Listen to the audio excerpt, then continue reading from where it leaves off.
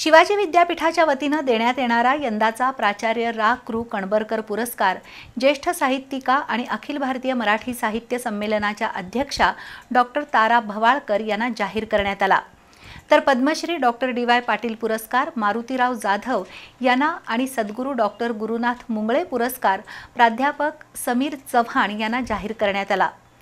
कुलगुरू doctor DT. Shirke यांनी पत्रकार परिषदेत या तिन्ही पुरस्कारांची घोषणा केली। पुरस्काराचं वितरण 9 एप्रिल रोजी होणार आहे। माजी कुलगुरू रा. कृ. कणबरकर यांच्या स्मरणार्थ त्यांच्या कुटुंबियांकडून दिलेल्या निधीतून पुरस्कार देण्याची प्रथा सन 2016 पासून सुरू झाली। यंदाचा पुरस्कार डॉक्टर तारा भवाळकर यांना जाहीर करण्यात आला असून त्याचं वितरण 9 एप्रिल रोजी दुपारी 4 वाजता डॉक्टर सदानंद मोरे यांच्या हस्ते होणार आहे। सन 2024चा पहिला पद्मश्री डॉक्टर डी.वाय. पाटील पुरस्कार मारुतीराव जाधव यांना जाहीर झालाय।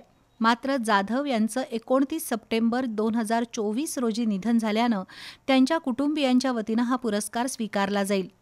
रोख 1 लाख रुपये, मानपत्र, स्मृतिचिन्ह असं या पुरस्काराचं स्वरूप आहे।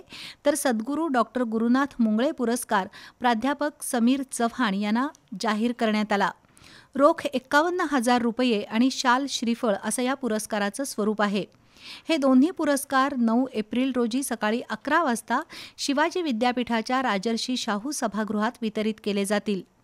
दरम्यान महामानव डॉक्टर बाबासाहेब आंबेडकर यांच्या जयंतीचं औचित्य साधून 9 ते 14 एप्रिल या कालावधीत विद्यापीठामध्ये फुले शाहू आंबेडकर सप्ताहाचं आयोजन करण्यात आलंय, असं कुलगुरू डॉक्टर शिर्के यांनी सांगितलं।